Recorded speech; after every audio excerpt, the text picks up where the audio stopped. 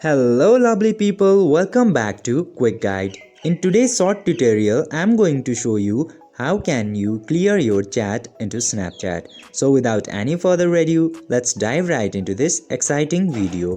Step 1. Open your Snapchat. Firstly, you need to open your Snapchat app, and after opening the Snapchat, just simply navigate to your chats by tapping to this chat option here.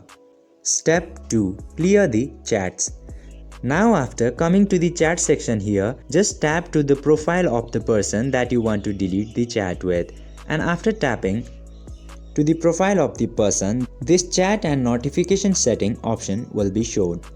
Just simply click into that. After clicking to that, click to this clear from chat feed option here and confirm the progress. After this, your chat will be successfully clear from your chat section.